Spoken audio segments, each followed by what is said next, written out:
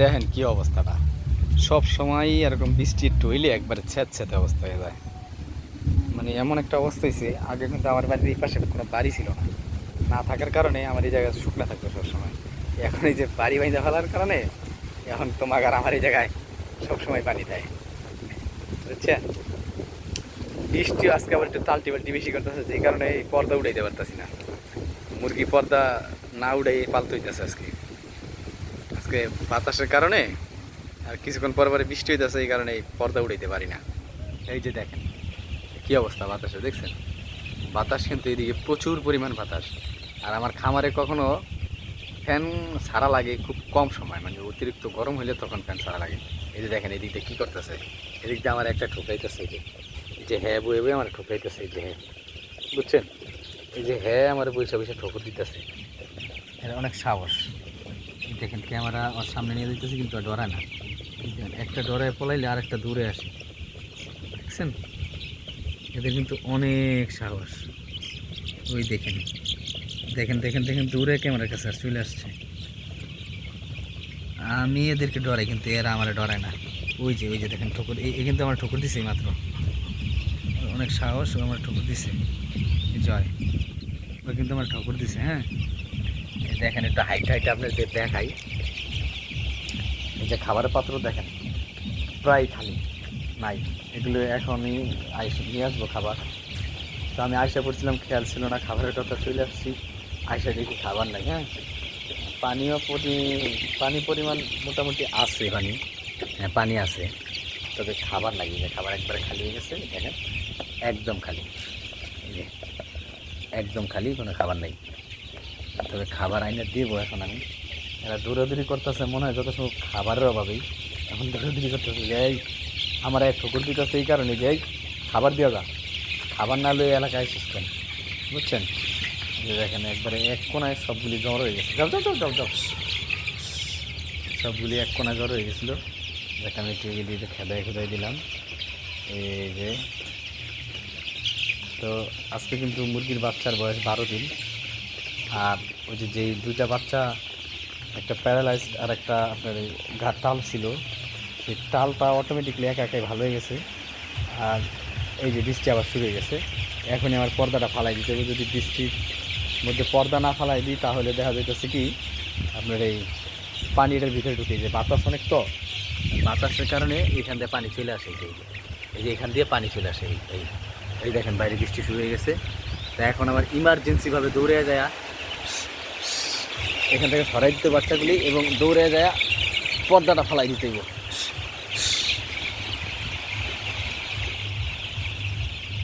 বাতাস সাথে সাথে বৃষ্টি চলে গেছে, পর্দা ফালানো লাগে নাই, চলে গেছে যদিও। তবে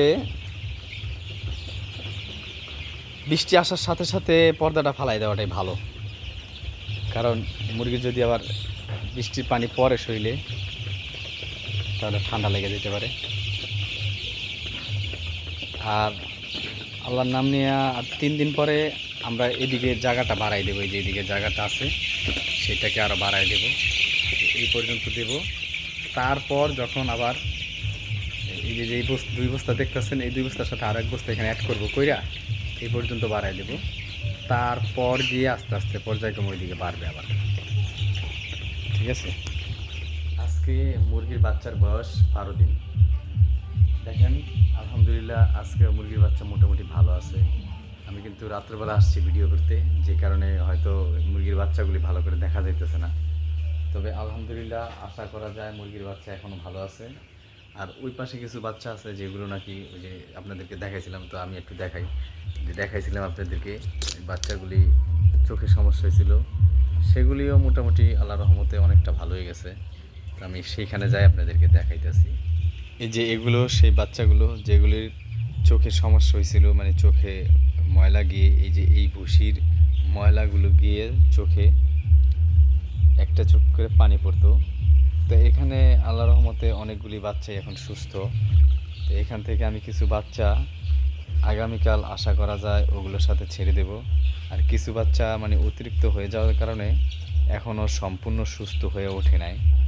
আর এই যে প্যারালাইজ হয়ে গেছে যে বাচ্চাটা, সেটা এখনও এখানে আর আরেকটা ছিল আপনার টাল হয়েছিল, সেই টাল বাচ্চাটা অটোমেটিকলি এক কোর্স ওষুধ খাওয়ানোর সাথে সাথে ভালো হয়ে গেছে।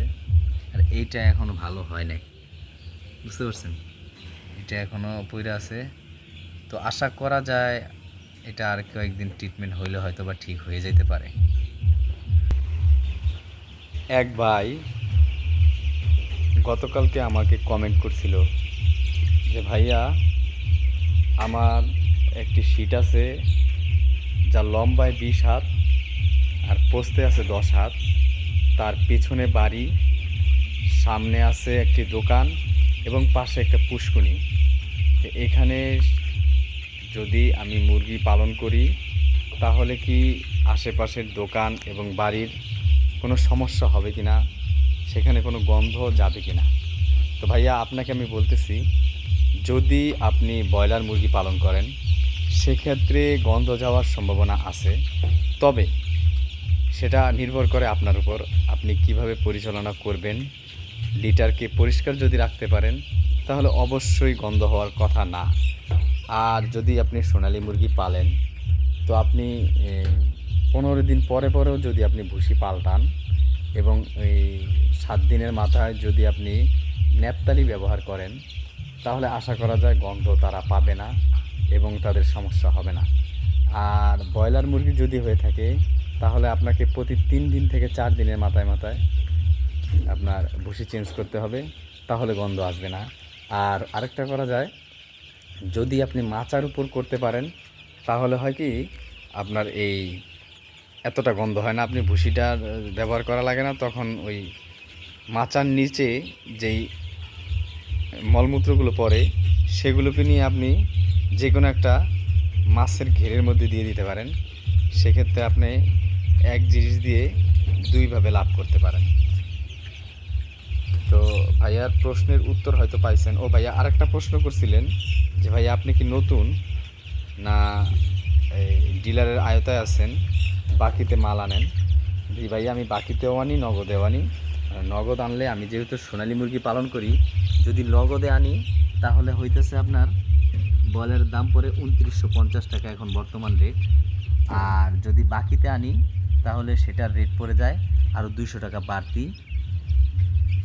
আর যদি আপনি ব্রয়লার মুরগি পালন করেন তো ব্রয়লার মুরগির নগদ প্রাইস হয়েছে 3250 টাকা ব্রয়লার বস্তা। আর যদি আপনি এই বাকিতে আনেন তাহলে সেটা লাগবে 3350 টাকা। এবার আপনি বুঝে দেখেন বাকিতে ব্যবসা করবেন নাকি নগদে। তা আমি কিন্তু বাকিতেও করি, নগদেও করি। যখন টাকা আমার কাছে থাকে তখন আমি নগদে করি, আর যখন দেখা যাইতেছে টাকা শর্ট পড়ে যায় তখন কিছু মাল বাকিতে আনি। তো বাকিটা বাকির রেট ধরে, নগদটা তো নগদের রেটই থাকে। এই যে দেখেন, এই কিন্তু আমার মোবাইলের মধ্যে ঠোকর মারছে, এর কিন্তু অনেক সাহস। তো ভাইয়া মনে হয় আপনার প্রশ্নের উত্তরটা পাইছেন। বেশি বেশি করে আপনি আমার কমেন্ট করবেন। আপনারা যেই কোনো কমেন্টের উত্তর দিতে আমি প্রস্তুত, যদি আমার জানা থাকে। আর যদি না জানা থাকে তাহলে হয়তো আমি ডাক্তারের সাথে কথা বলতে থাকতে পারি। যদি কোনো ধরনের রোগ হয়ে থাকে কিছু, তাহলে আমি ডাক্তারের সাথে পরামর্শ করে আপনাদের সেই পরামর্শ অনুযায়ী ঔষধ সাজেস্ট করতে পারবো। যেহেতু আমাদের পার্সোনাল ডাক্তার আছে, আমি যেই ডিলারের আন্ডারে এই মুরগি বেচা কিনা করি, সেই ডিলারের ডাক্তার আছে, সেই ডাক্তারের সাথে আমরা পরামর্শ করি যে কোনো সমস্যা হইলে। তো এতটুকুই। হ্যাঁ, আজকের জন্য এখানেই শেষ করলাম। আসসালামু আলাইকুম ওয়া রাহমাতুল্লাহ।